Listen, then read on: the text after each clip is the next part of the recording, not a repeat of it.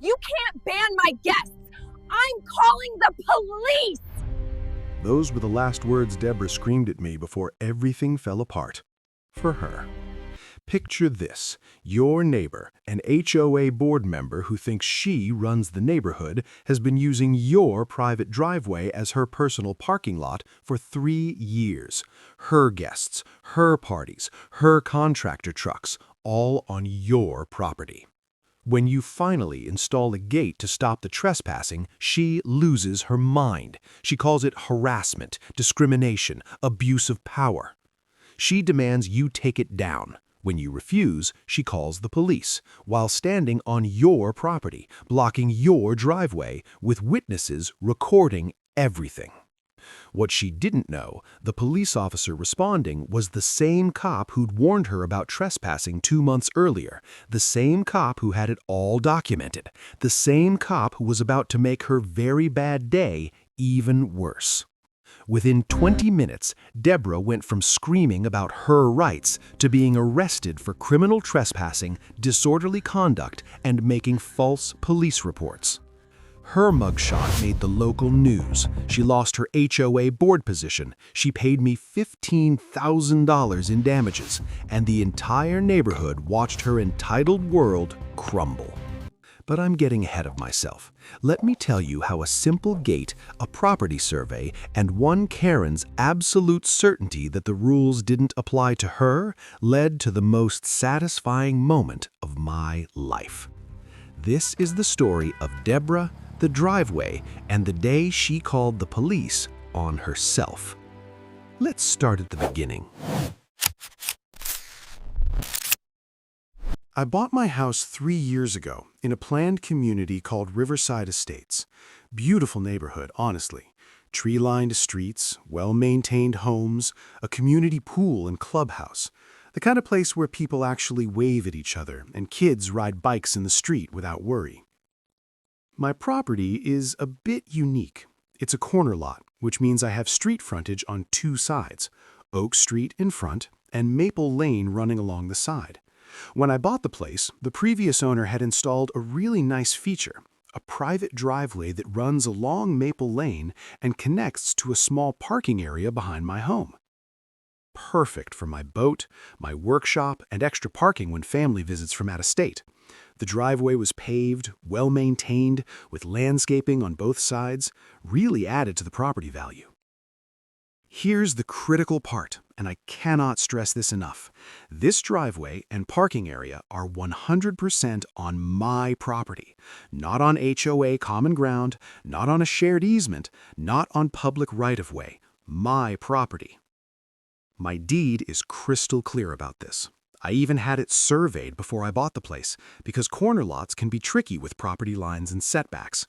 The survey showed everything. The driveway, the parking pad, even the landscaping, all within my property boundaries. I kept all those documents, survey maps, deed, property disclosure, everything. Filed them away in my home office, thinking I'd probably never need them. Ironic foreshadowing. Turns out, I would need every single page. But there was one small problem with this perfect corner lot. A problem named Deborah. Deborah lived 3 houses down from me, in one of the larger homes in the neighborhood. Late 50s, perfectly highlighted blonde hair that she got done every 2 weeks like clockwork, drove a white Mercedes SUV with a Live, Laugh, Love bumper sticker.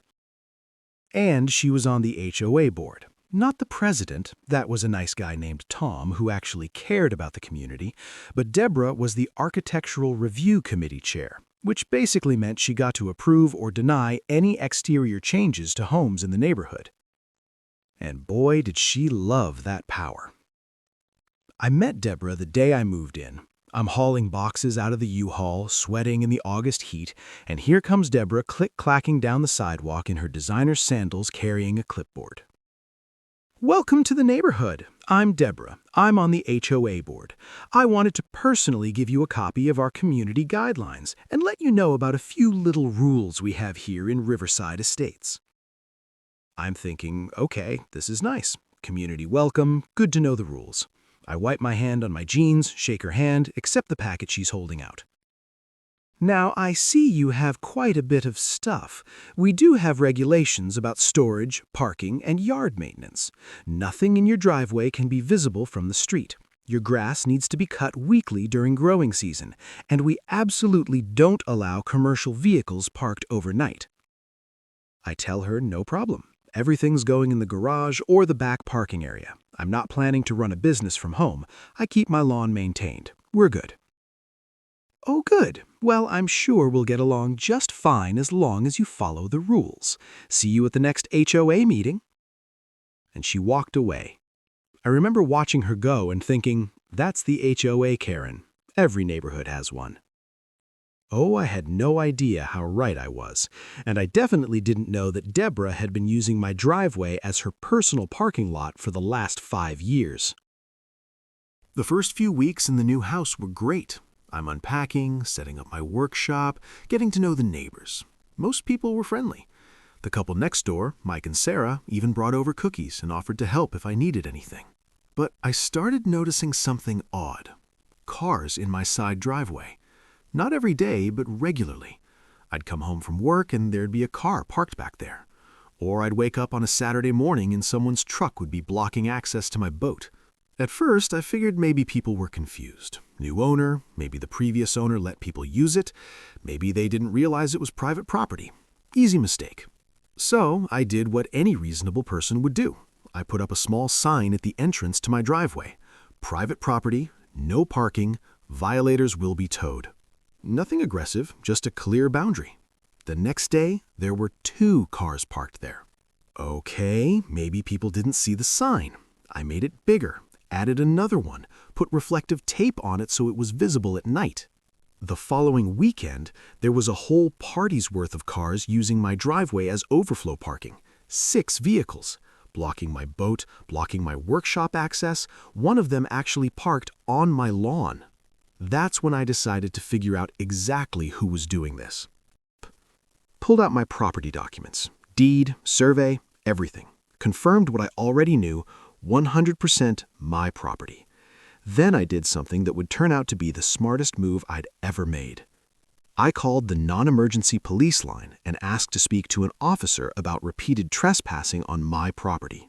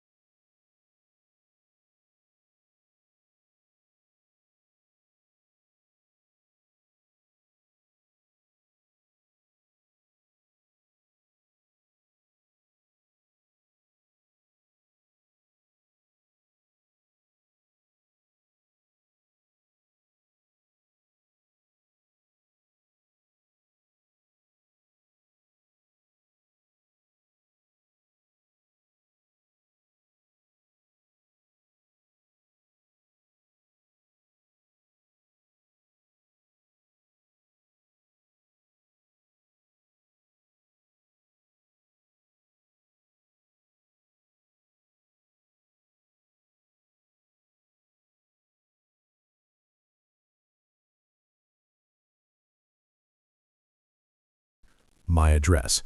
Are you aware that you've been directing people to park on that property? Excuse me? That's community parking. It's always been available for overflow. The previous owner never had a problem with it. Ma'am, that's private property. The owner has the deed and survey here. It's not community parking. It's his driveway on his property. That's ridiculous. I'm on the HOA board. I would know if that was private property. This is clearly a misunderstanding. The new owner is just being difficult about community resources. Ma'am, this isn't a debate. I've seen the property documents. It's private property. You need to stop directing people to park there. If you or anyone you direct continues to park there after this warning, you could be charged with criminal trespass. I don't appreciate being threatened by the police for trying to help my neighbors. I'm going to speak to your supervisor about this harassment. You're welcome to do that, ma'am, but I'm documenting this warning. The property owner has the right to control who uses his property. Please respect that. From my porch, I saw Officer Martinez walk back, and I saw Deborah standing in her doorway, phone already to her ear, probably calling Tom, the HOA president, or her lawyer, or someone she thought would validate her. I gave her a clear warning, explained the law, made it official. If she continues, call us immediately and we can pursue charges. I thanked Officer Martinez, gave him my contact information, and figured that would be the end of it. A reasonable person would stop after a police warning, right? Deborah was not a reasonable person.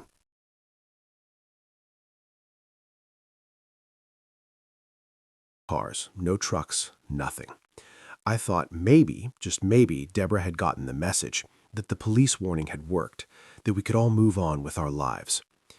Day 4, I came home from work to find not one, not two, but 4 contractor vans parked in my driveway. They were doing work on Deborah's house, looked like a full kitchen renovation based on the trucks. I walked down to Deborah's house and knocked on the door. She answered with that same fake sweet smile. Deborah, you have contractors parked in my driveway. They need to move now. Oh, there wasn't enough space in front of my house. I didn't think you'd mind since you weren't home. It's just for a few hours.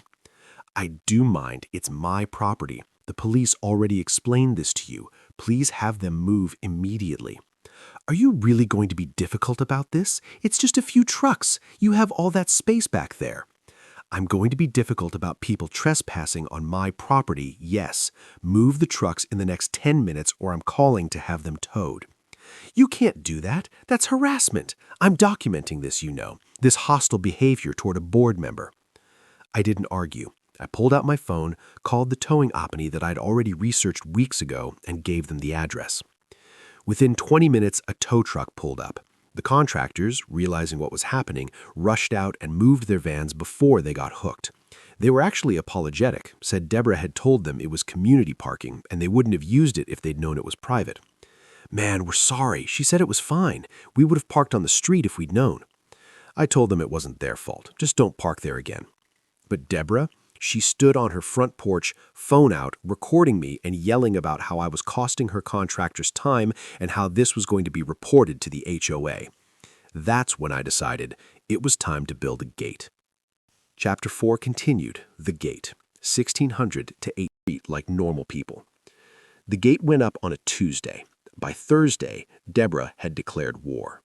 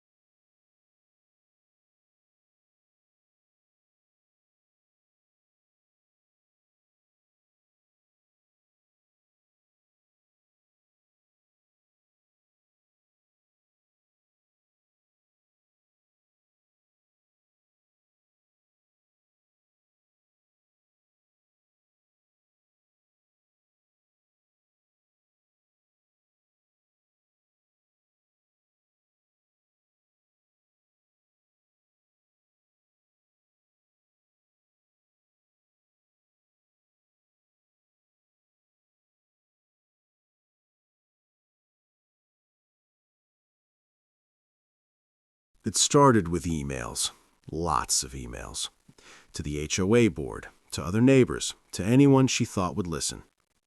Dear neighbors, I want to make you aware of a disturbing development in our community. A resident has installed a gate that blocks access to what has traditionally been community overflow parking. This selfish act shows a lack of community spirit and is making it difficult for those of us who regularly host community events. Community events. She meant her personal parties. She sent another email claiming I was creating a hostile environment and targeting board members. She suggested I was new to community living and didn't understand how neighborhoods worked. I understood perfectly. I understood property rights. I understood trespassing laws. And I understood that Deborah was furious that she couldn't use my property anymore. But the emails were just the beginning. Then came the petty nonsense. She filed HOA complaints about my trash cans being visible from the street. They were out on trash day, completely legal. She filed a complaint about my lawn being patchy. It was the middle of summer drought. Everyone's lawn was patchy. She filed a complaint about my boat being an eyesore. It was behind my fence, in my backyard, not visible from the street. Every single complaint was dismissed by Tom, but it was clear what she was doing. Harassment, trying to bury me in paperwork and violations, hoping I'd give up and remove the gate. I didn't give up. I documented every complaint, every dismissal, and kept living my life. Please leave my porch.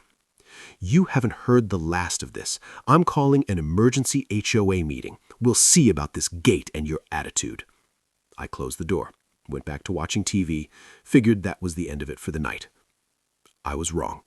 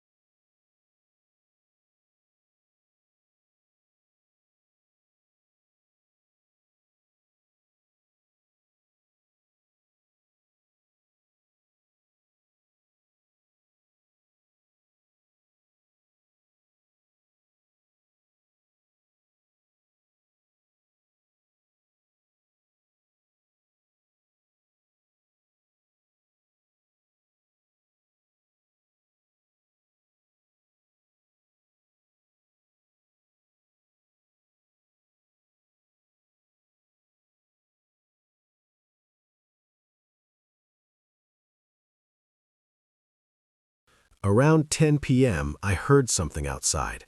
My security camera app pinged on my phone, motion detected at the driveway gate. I pulled up the live feed and couldn't believe what I was seeing. Deborah was at my gate, trying to manually push it open. When that didn't work, she tried climbing over it. A 50-something woman in a cocktail dress, clearly a few glasses of wine deep, trying to climb a 4-foot gate while her party guests watched from the street. I grabbed my phone and did 3 things.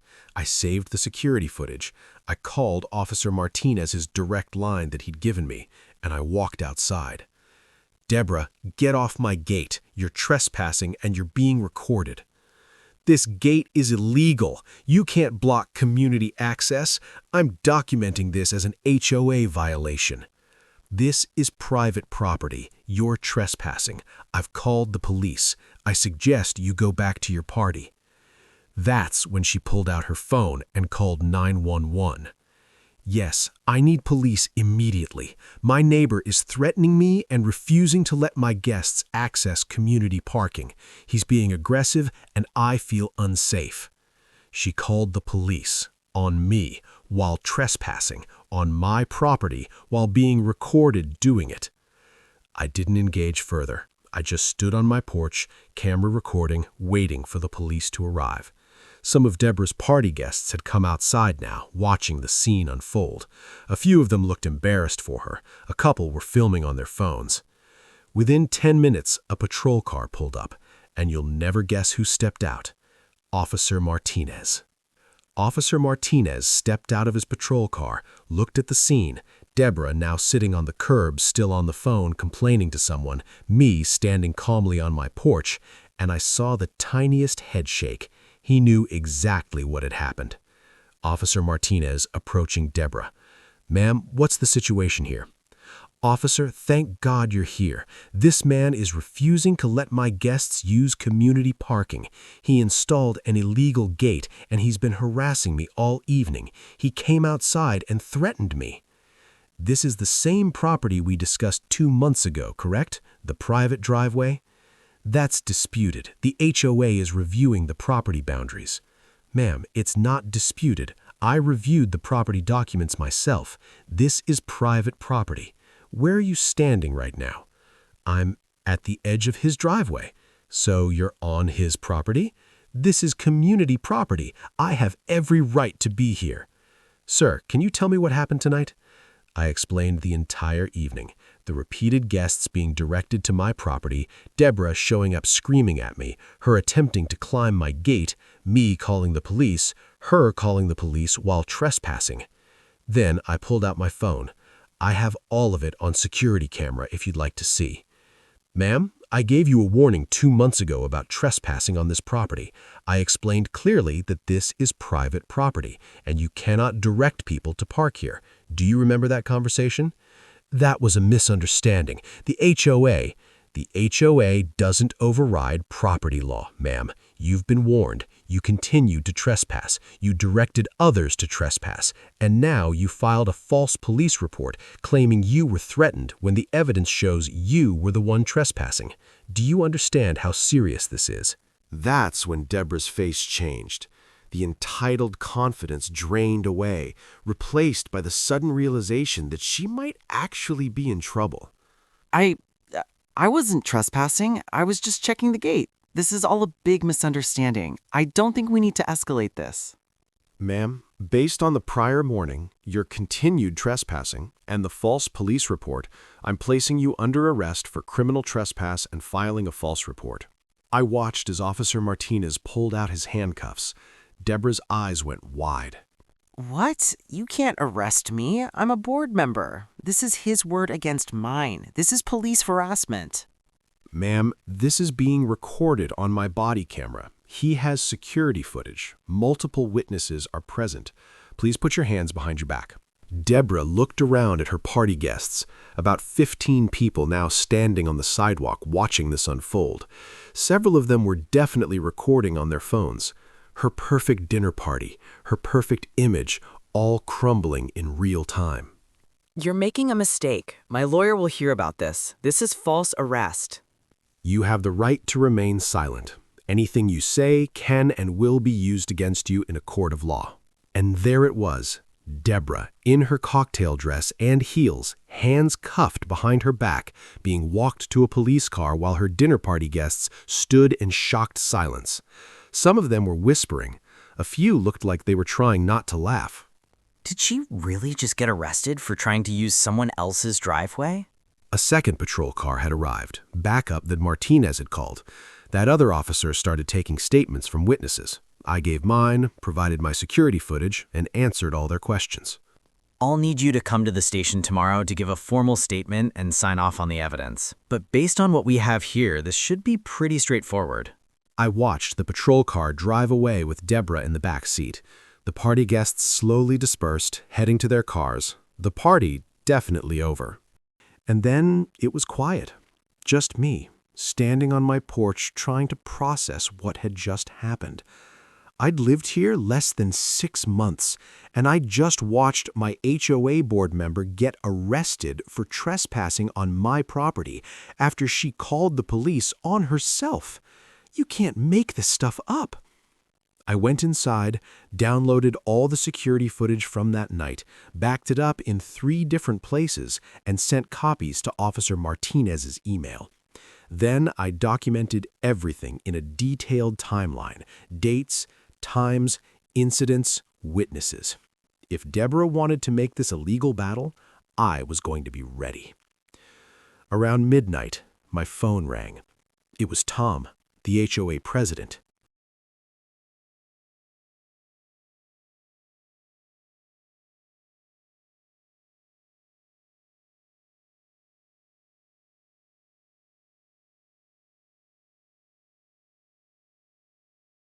Now, this might be the catalyst we need to actually do something about it. We hung up. I tried to sleep, but couldn't. My mind kept replaying the image of Deborah in handcuffs, the shocked faces of her guests, the absolute certainty she'd had that the police would take her side. That's the thing about people like Deborah. They're so used to getting their way, so accustomed to people backing down, that they genuinely believe the rules don't apply to them. Even when a police officer tells them directly, even when they're standing on someone else's property, they can't process that they might be wrong. But reality was about to hit Deborah very, very hard. Chapter 8 continued. The mugshot. 3,200 to 3,400. The next morning, I woke up to my phone buzzing nonstop. Text messages from Mike next door, from other neighbors I'd met, even from people I didn't know. They were all sending me the same thing, a link to the local news website. Local HOA board member arrested for trespassing after dispute over private driveway. The article had everything: Deborah's mugshot, blonde-haired, disheveled, makeup smear.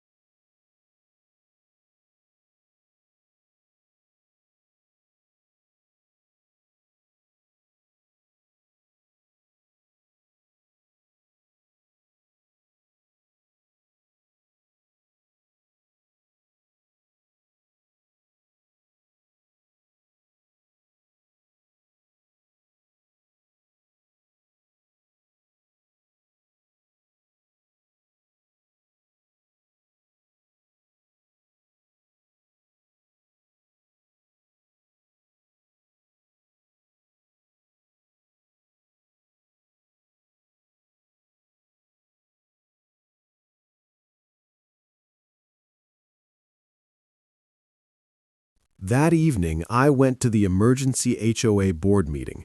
Tom had asked me to attend to give my account of events. I brought my laptop with all the security footage, my timeline of incidents, and copies of every complaint Deborah had filed against me. The community clubhouse was packed. Apparently, word had spread, and everyone wanted to see what would happen. I recognized most of my neighbors. Some gave me supportive nods, others just looked curious. Deborah arrived 15 minutes late, clearly just released from jail. She'd changed into professional clothes, fixed her hair and makeup, but she looked exhausted and furious. This emergency meeting is called to order. We're here to address the incident last night involving board member Deborah Chen and resident, narrator's name. Deborah, you have the floor to explain your actions. Thank you, Tom. I want to start by saying that last night was a gross misunderstanding blown completely out of proportion.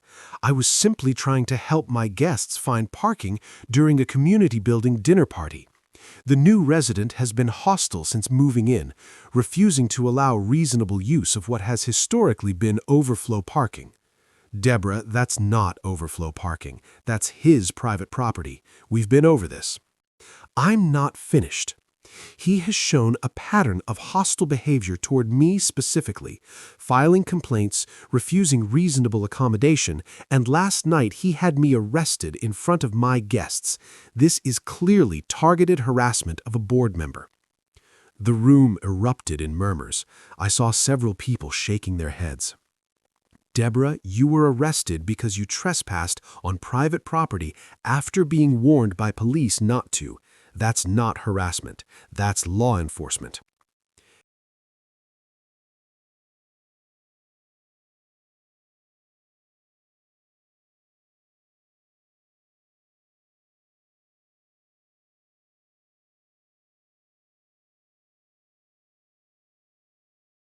Deborah, as a board member, you're held to a higher standard of conduct. You're supposed to model good behavior for the community, not harass residents and break the law. The evidence here is overwhelming. This is character assassination. He edited those videos. This is a coordinated attack because I held him accountable to community standards.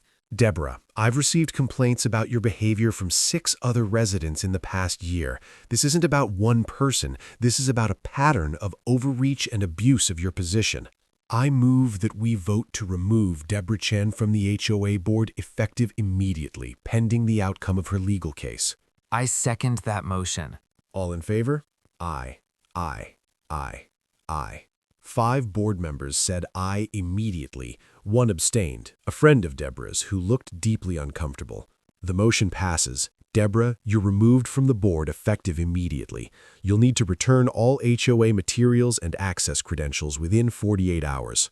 This is illegal. I'll sue every single one of you. You're going to regret this. She grabbed her purse and stormed out, slamming the clubhouse door so hard that a decoration fell off the wall. After she left, the room seemed to collectively exhale. Several neighbors came up to me after the meeting to shake my hand, apologize for Deborah's behavior, and thank me for standing up to her. She's been a terror for years. None of us had the courage to confront her. Thank you. I got fined $500 last year because she said my mailbox was non-compliant. Turns out it was fine, she just didn't like it. I paid it anyway because I was afraid of retaliation. Seeing her finally face consequences, man, that's satisfying. I hadn't realized how many people Deborah had bullied over the years, how many had just paid her arbitrary fines, followed her unreasonable demands, suffered in silence. It wasn't just about my driveway anymore. It was about showing that people like Deborah don't get to operate without accountability forever.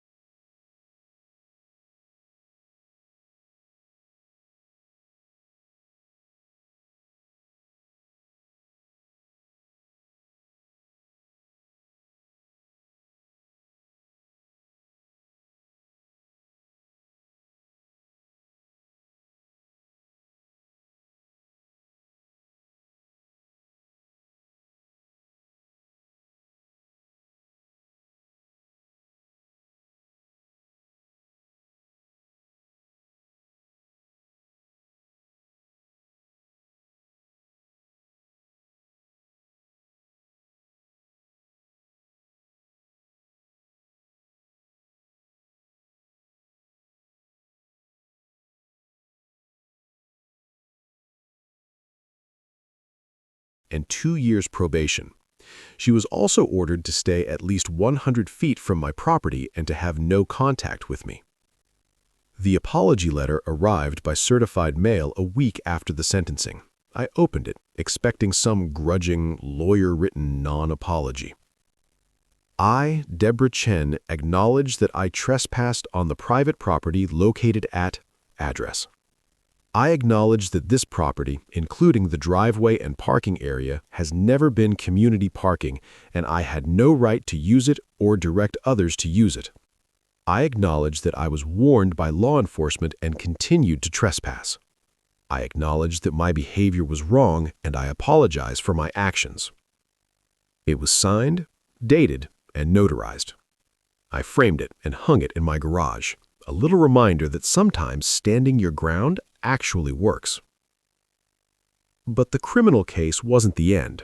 My lawyer, yes, I'd hired a lawyer after all this, suggested I file a civil suit for damages, harassment, trespassing, emotional distress, and legal fees. At first, I wasn't sure. I'd won. Deborah was convicted, removed from the board, publicly humiliated. Did I really need to take more? Here's the thing. People like Deborah don't learn unless it costs them, really costs them. The criminal penalties are inconvenient for her, but a civil judgment, that hits the bank account. That's a deterrent. She was right. And honestly, I'd spent thousands on legal fees, my time, my stress. Deborah should pay for that. We filed a civil suit seeking $25,000 in damages.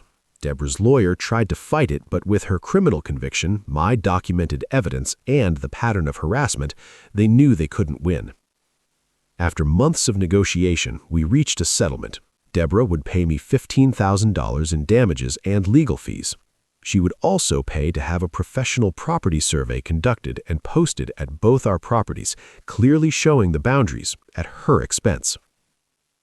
I accepted. The money wasn't really the point anymore. It was the principle, the acknowledgement that what she'd done had real consequences. When the settlement check arrived, I did something that felt right. I donated $5,000 of it to a local legal aid organization that helps homeowners fight abusive HOAs. The rest went into my home improvement fund. Deborah's entitlement had cost her over $17,500, a criminal record, her board position, and her reputation. My driveway cost her everything she thought her position protected her from.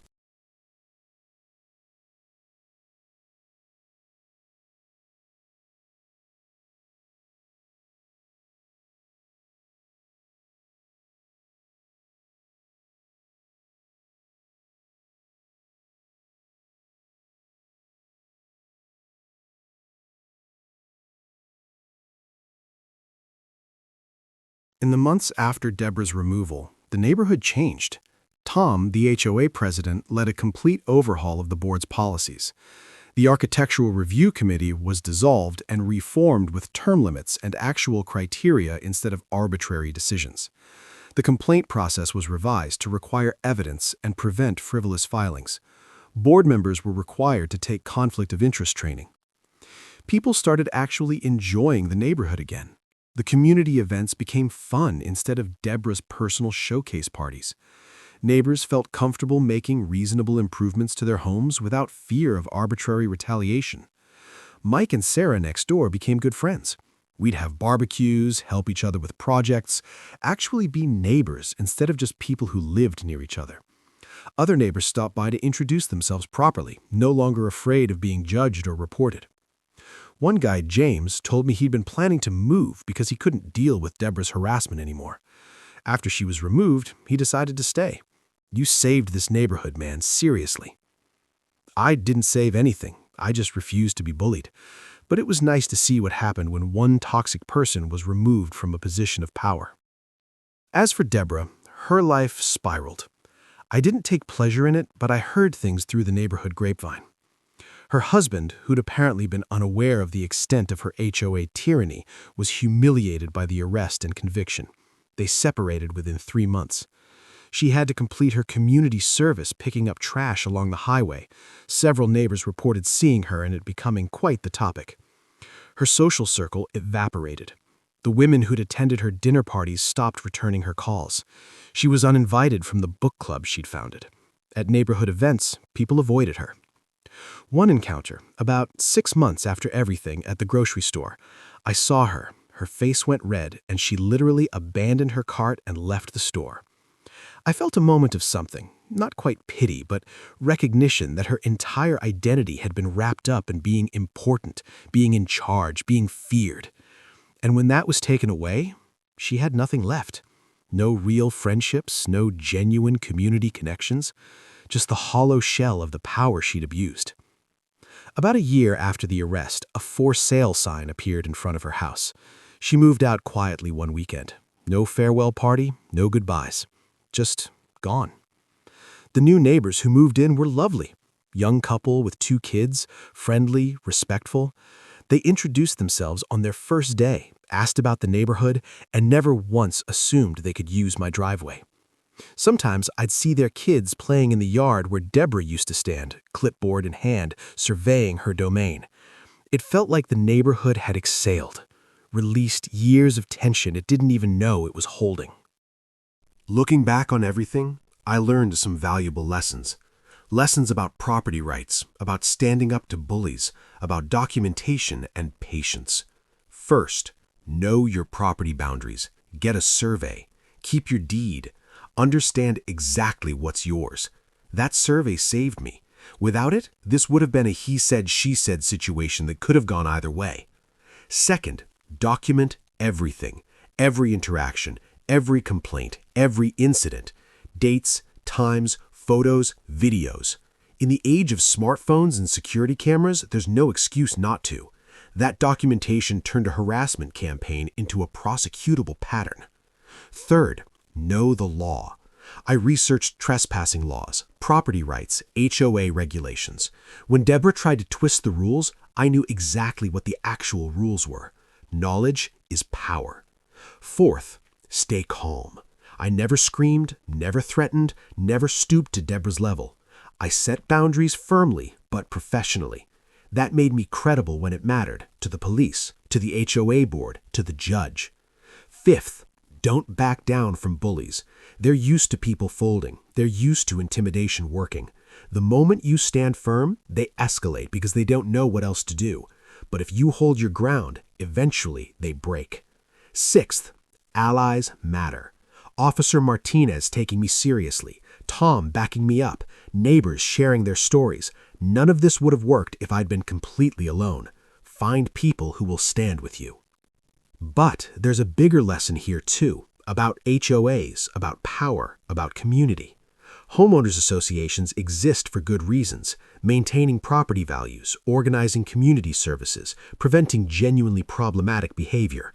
But they also attract people who love having power over others, people like Deborah, who use their positions not to serve the community, but to control it.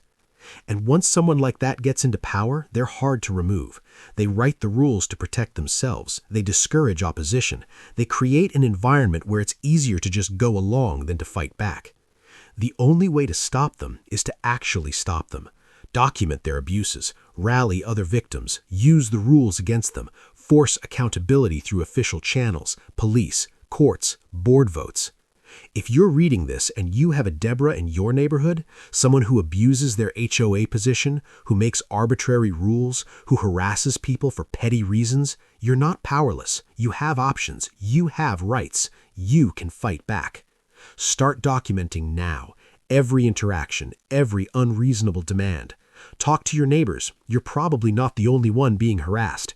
Read your HOA bylaws and your property documents. Know what they can actually enforce versus what they're just making up. And then stand your ground. Install that fence. Plant that garden. Paint that door. Whatever the reasonable thing is that they're trying to stop you from doing on your own property, do it. Document their response. And when they escalate, you'll have everything you need to shut them down. It won't be easy. They'll make your life difficult. They'll file complaints, spread rumors, try to turn the community against you. But here's the thing. Bullies can't sustain that forever. Eventually, they overreach. Eventually, they push too hard. And that's when you've got them. You know what the most ironic part of this whole story is? Deborah could have won. If she'd approached me when I moved in and said, "Hey, the previous owner let people use that back driveway for overflow parking during parties. Would you be okay with that occasionally?" I probably would have said yes. I'm not unreasonable. A few cars a few times a year? Sure, why not? But she didn't ask.